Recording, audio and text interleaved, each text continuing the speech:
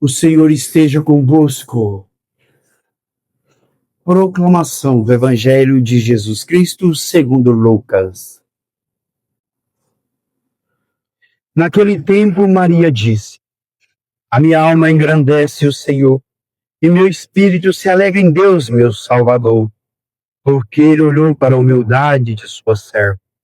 Doravante, todas as gerações me chamarão bem-aventurado, porque o Todo-Poderoso fez grandes coisas ao meu favor. O seu nome é santo, e sua misericórdia se estende de geração em geração a todos os que o temem. Ele mostrou a força do seu braço, dispersou os soberbos de coração, derrubou do trono os poderosos e elevou os humildes. Encheu de bens os famintos e despediu os ricos de mãos vazias.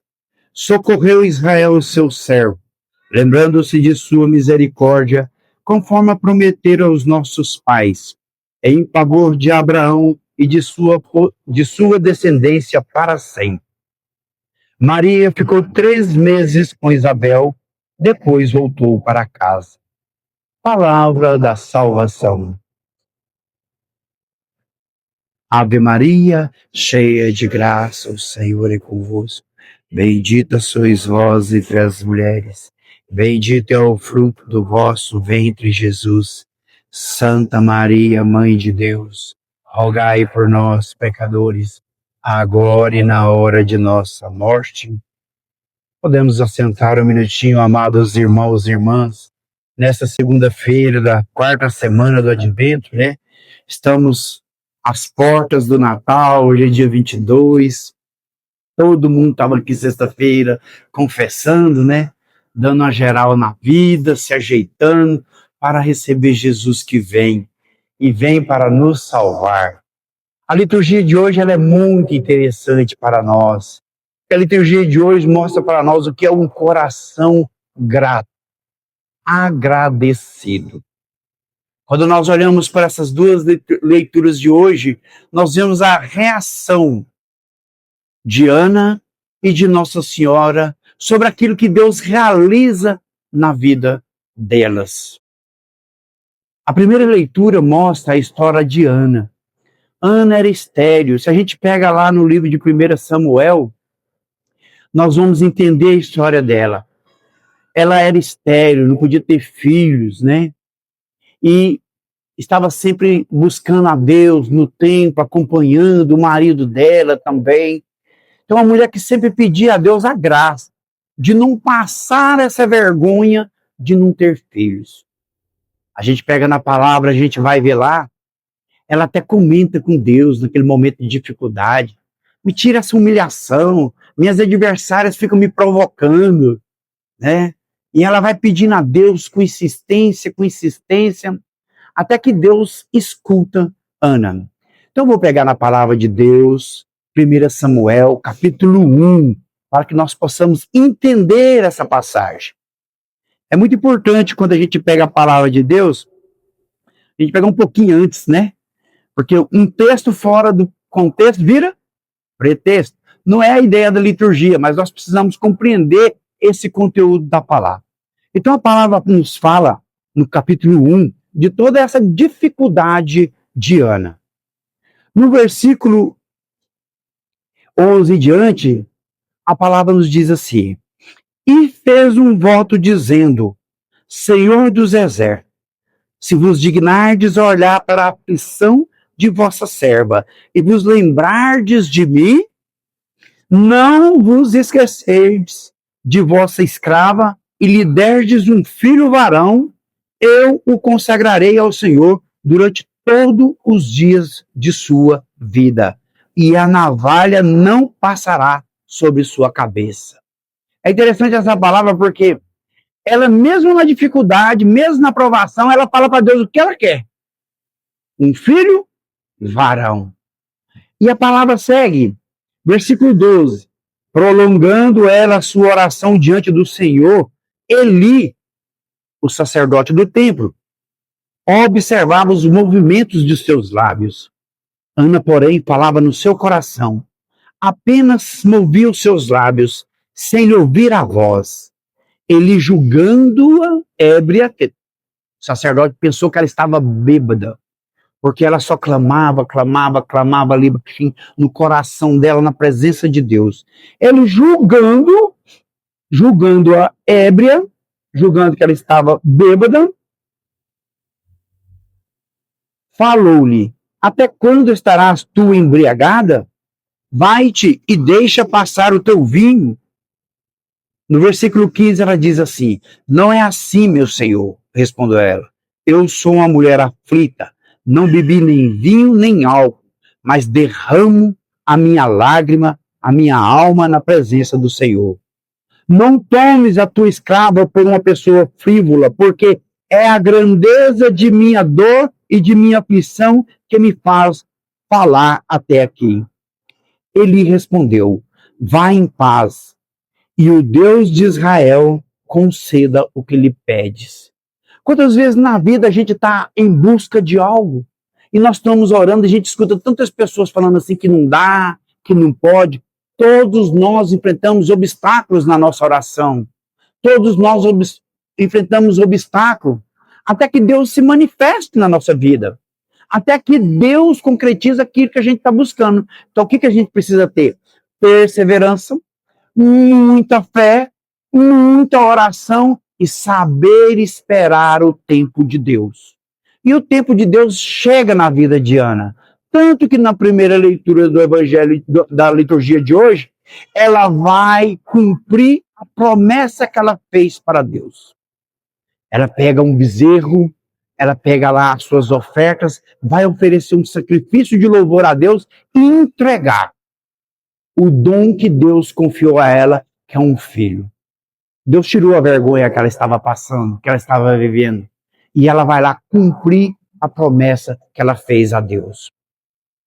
Irmãos, Deus não realiza nada em nossa vida que nós não tenhamos que devolver para Deus. Não é nada para nós, para a nossa pessoa, para o nosso consumo próprio. Aquilo que Deus realiza em nossa vida, nós precisamos apresentar o resultado daquilo para Deus. Muitas vezes da nossa vida de conversão, de santificação, ou na ajuda do outro que precisa. Ana vai até lá, cumpre a sua promessa e entrega para o Senhor o filho que Deus confiou a ela. E depois nós vamos ver a palavra, se torna um grande profeta, Samuel. Aquele que vai ungir os reis para Deus. Aquele que vai levar a palavra de Deus, que também vai enfrentar muita dificuldade. Mas um coração grato de Ana, que soube esperar em Deus e soube agradecer aquilo que Deus fez para ela. Ela vai e entrega o filho ao Senhor. Então esse é o primeiro sinal da palavra de Deus para nós. A gente saber esperar e saber agradecer a Deus. Muitas vezes a gente diz isso na dificuldade, na demora de Deus. Tem até aquela historinha interessante que a gente escuta, porque nós temos a mania de querer resolver por nós mesmos. Muitas vezes a gente tira da mão de Deus. Eu rezei e pedi a Deus, mas depois a gente está dando o nosso jeitinho, nós estamos querendo resolver as coisas do nosso modo, nós estamos articulando, nós estamos tramando, nós estamos ajeitando as coisas, por quê? Porque no fundo nós não confiamos naquilo que Deus faz. Então a gente fica orando, a gente fica pedindo, mas não sabe aceitar a decisão de Deus. Porque quando Deus resolve, a gente começa a questionar. É um tipo de rebeldia, aquilo que Deus define para a nossa vida. Aí tem até aquela historinha, né, daquele homem, daquele que tinha muita fé em Deus, e ele estava numa dificuldade muito grande, num enchente em cima de um telhado, e ele falava: Senhor, me salva, me salva, me salva, eu confio, eu tenho fé em ti, Senhor. Aí vem o bombeiro: vem, vamos jogar uma corda para te pegar, segura na ponta da corda. Não, eu não vou, porque o Senhor vai me salvar. Depois ele não apega naquela corda, ele não entra naquele barco, aí vem um barco maior, um navio, vem naquela situação, passa um barco maior por ele e chama, joga as boias, ele: não vou pegar, porque eu tenho fé em Deus e o Senhor vai me salvar. Por fim vem um helicóptero, o homem desce naquela corda, vem com a corda para abraçar, ele empurra o homem, não, eu confio que Deus vai me salvar, eu tenho fé, sou um homem de fé, e Deus vai manifestar o seu poder sobre a minha vida. Aí ele morre afogado, chega diante de Deus decepcionado, mas o Senhor não esteve lá, eu passei por isso, eu esperei, eu tive fé. E Deus fala para ele, como que eu não estava? Eu mandei um barco maior, depois ainda mandei um helicóptero, e você não quis? Então nós precisamos entender, quando a gente pede para Deus, a ação de Deus na nossa vida. Muitas vezes não é do jeito que você planeja, não é do jeito que eu quero, mas é do jeito que Deus quer. O que importa para nós? É que é Deus fazendo. Então nós temos a aprender a ter docilidade, um coração agradecido e acolher aquilo que Deus define para nós. Porque quando nós não aceitamos a decisão de Deus nas coisas da sua vida, da sua família, as coisas da sua comunidade, nas realidades do seu trabalho, o que nós estamos dizendo? Que Deus é um Deus fraco, que não sabe o que eu preciso, que ele é incompetente. Então, isso é um ato de rebeldia à vontade de Deus. Ou a gente pensa, a gente é tolinho, que Deus não está no controle de tudo. Você acha que as pessoas que estão nos conduzindo, que estão nos orientando, nos ensinando, que não foi Deus que pôs, porque ele não faz aquilo que você quer? Você acha que o pai e a mãe que você tem, a família que você vive, não é perfeita porque não realiza aquilo que você quer? Então Deus errou contigo? Agora você começa a criticar o seu esposo, você começa a criticar a sua esposa pelas coisas que fala, que faz. Então Deus errou? Ao permitir que você casasse, ao permitir que você nascesse naquela família que é ruim, do seu gosto, que não é certo para aquilo que você pensa, ao permitir que você viva na comunidade que você vive, ao permitir que o padre que vem, aquele que está lá, que Deus permitiu, Deus errou? Será que Deus errou? Isso não é um coração grato. Isso é um coração ganancioso e interesseiro. Porque quando não for do meu jeito, não é Deus. E não é bem assim. Então nós precisamos aprender a olhar os sinais daquilo que Deus realiza e agradecer, Senhor, obrigado pelo socorro. Obrigado porque chegou. Perfeito ninguém é e nós sabemos disso. Então Ana olha para aquela realidade e vai lá cumprir a sua promessa para Deus agradecida. Depois, quando a gente segue na palavra, Ana também tem o seu cântico. Assim como Nossa Senhora canta uma Magnífica, ela tem um cântico de agradecimento a Deus. E Ana pronunciou esta prece. Aqui no subtítulo está, Cântico de Ana. Exulta o meu coração no Senhor, nele se eleva a minha força, a minha boca desafia os meus adversários, porque me alegro na vossa salvação. Versículo 2. A alegria do coração de Ana, por ter visto Deus honrá-la. Ninguém é santo como o Senhor. Não existe outro Deus além de vós, nem rochedo semelhante ao nosso Deus. Não multipliqueis palavras orgulhosas, não saia da vossa boca linguagem arrogante, porque o Senhor é um Deus que tudo sabe, por ele são pesadas as ações. Então Deus nos conhece profundamente. Nós precisamos acreditar na solução de Deus. Nós precisamos acreditar que Deus está no comando. E quando Deus precisar mudar as coisas, ele vai mudar. E o que precisa nós? Entendermos que é Deus e agradecer. Daí nós vamos olhar para a realidade do evangelho de hoje. No evangelho de hoje é o canto do Magnífico. O canto do Magnífica sucede a anunciação do anjo. O anjo que chega e anuncia a Nossa Senhora tudo aquilo que Deus vai realizar na vida dela. Ela não duvida de Deus, mas quer saber como vai se dar aquilo. E Deus explica para ela, o anjo explica para ela, tintim por tintim. Ela não duvida momento algum, que é Deus. Mas o que faz a Nossa Senhora também ter essa confiança no coração? A intimidade que ela tem com Deus. A intimidade que ela tinha com a palavra. A intimidade que ela tinha com o Senhor. E ela irrompe nesse canto de gratidão a Deus, mesmo sabendo que não vai ser fácil para ela. Porque logo daqui a pouquinho vão dizer para ela, uma espada de dor vai traspassar o teu coração. Lembra que eu falei dos obstáculos que Ana experimentou nas orações e no desejo dela? Nossa Senhora também vai enfrentar tudo isso.